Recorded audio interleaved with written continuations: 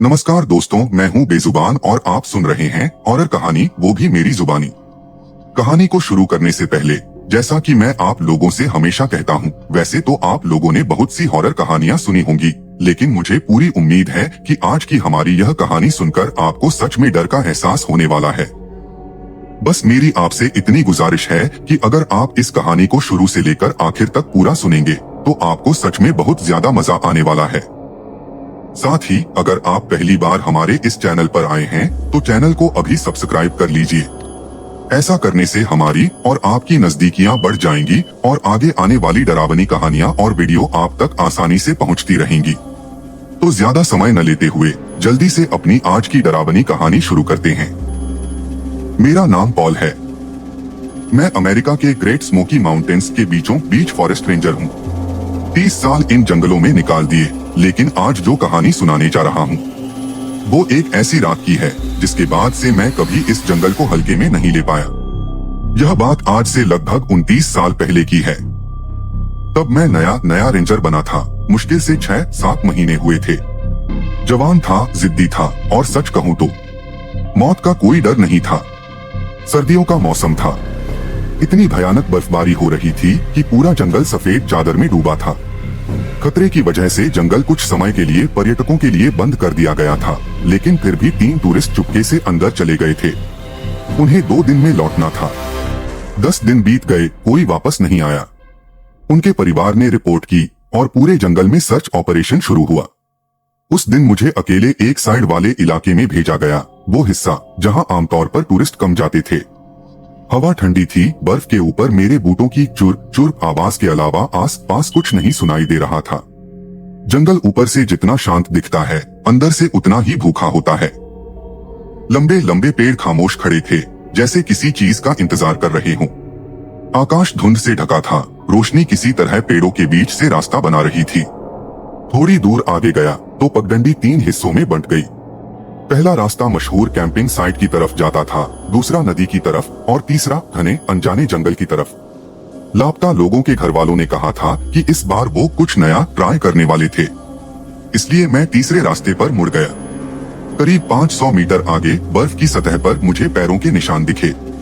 दिल में हल्की राहत हुई, शायद यही लोग हैं। लेकिन जैसे ही झुककर ध्यान से देखा, गला सूख गया। ये इंसान के पैरों के निशान नहीं थे। बहुत चौड़े, गहरे, जैसे कोई भारी चीज नंगे पांव चल रही हो। और सबसे अजीब बात, ये निशान अचानक रास्ते के बीच से शुरू होते थे, जैसे कोई सीधे ऊपर से यहाँ गिरा हो, और करीब 20-25 कदम के बाद अचानक गायब हो जाते थे, जैसे वो चीज हवा में उड़कर कहीं और चली गई हो। उस सफेद खामोशी में बर्फ पर अकेले खड़े होकर मुझे पहली बार लगा कि ये जंगल सिर्फ पेड़ पौधे और जानवरों से भरा नहीं है। यहाँ कुछ ऐसा भी है जो पांव के निशान छोड़ते हुए भी जमीन पर नहीं चलता। मैंने रेडियो पर हल्का सा अपडेट दिया और आगे बढ़ गया। लगभग 40 मिनट बाद मुझे बर्फ के बीच एक टेंट दिखाई दिया। टेंट आधा बर्फ से ढका हुआ था, लेकिन साफ साफ दिख रहा था कि कोई कुछ समय पहले तक यहाँ रह रहा था। अंदर गया तो सब कुछ सलीके से रखा था। बैकपैक, स्लीपिंग बैग, छोटा गैस स्टोव, खाने के पैकेट। कहीं भी लड़ाई, घबराहट या जल्दी में भागने के निशान नहीं थे। ऐसी ठंड में कोई भी अपना टेंट, सामान सब छोड़कर बाहर नहीं जाता, जब तक कि उसके पास कोई विकल्प न हो।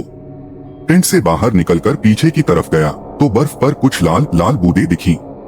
खून बूंदें एक पतली लाइन की तरह जंगल के भीतर जा रही थीं।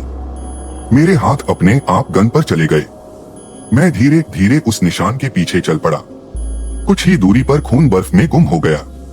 शायद नई गिरी बर्फ ने ढक दिया था। मैंने रेडियो पर बेस को कॉल किया। कैंप मिल गया है, खून भी है, डॉग यूनिट भेजो।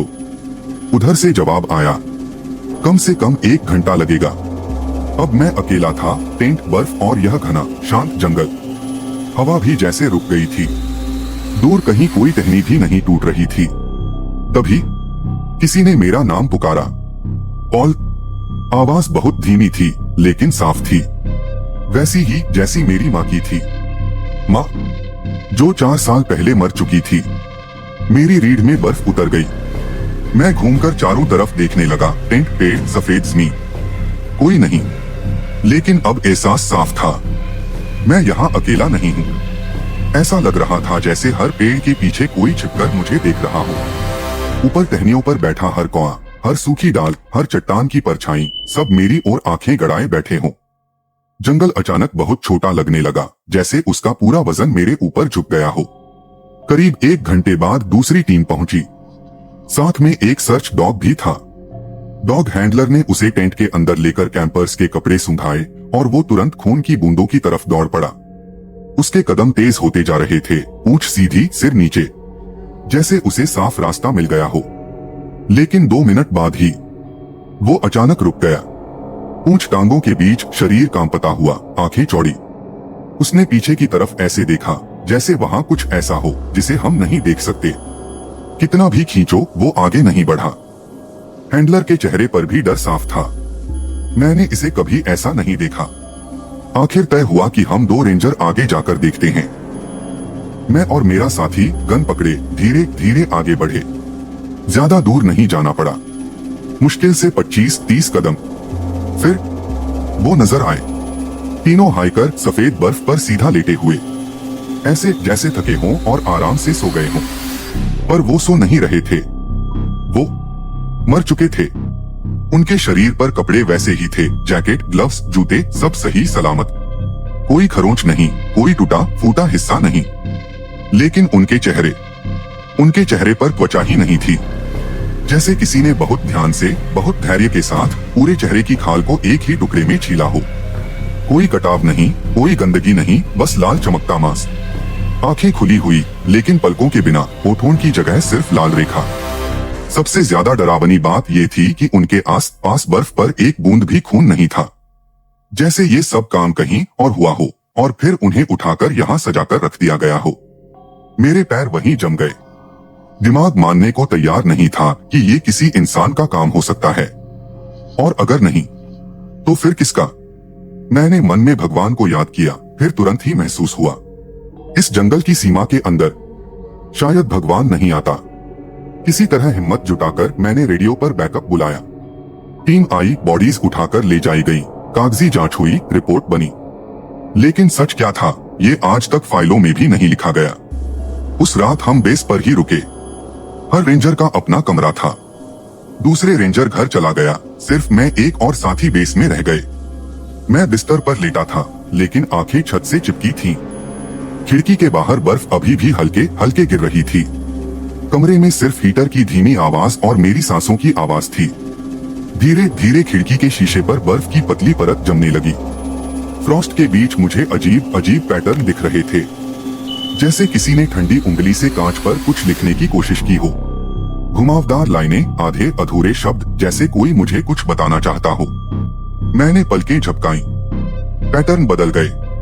मैंने फिर देखा, फिर कुछ और। शायद ये मेरा दिमाग था, या शायद कोई और मुझे देख रहा था।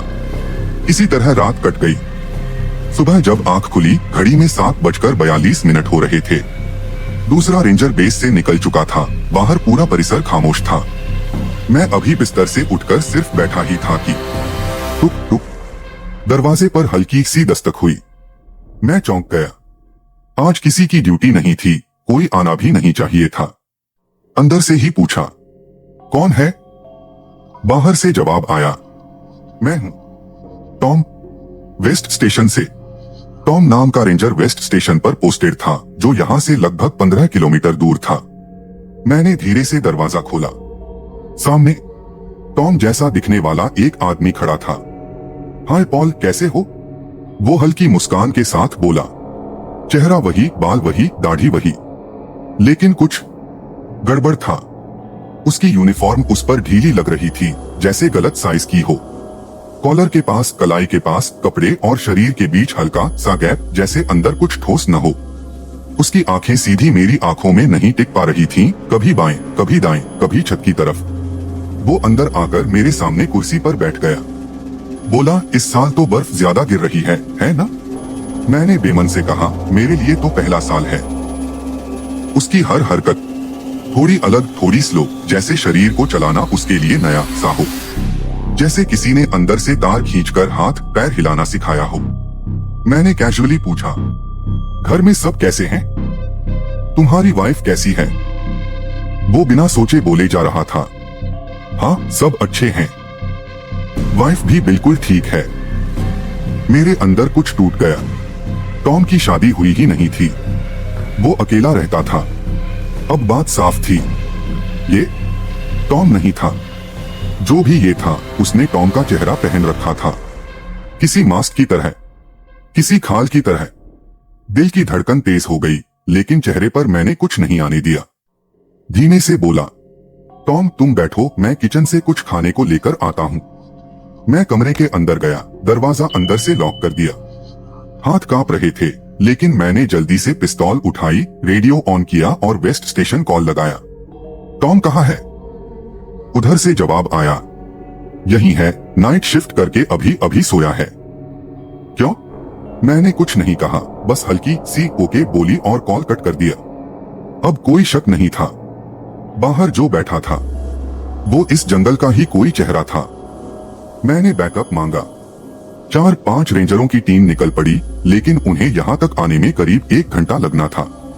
उस 1 घंटे में मैं दरवाजे के पीछे बंद कमरे में पूरी तरह खामोश बैठा रहा। कभी धीमी सी चालों की आवाज लगती, कभी कुर्सी हिलने की, कभी जैसे किसी ने टेबल पर उंगलियां बजाई हों। मुझे नहीं पता सच में आवाजें आ रही थीं या दिमाग खेल खेल रहा था, लेकिन ये तय था, अगर वो चीज सच में मुझे चाहती तो ये दरवाजा उसके लिए कोई रुकावट नहीं थी। करीब 1 घंटे बाद जब बाकी रेंजर पहुंचे, हम सबने दरवाजा खोला और बाहर हॉल में गए।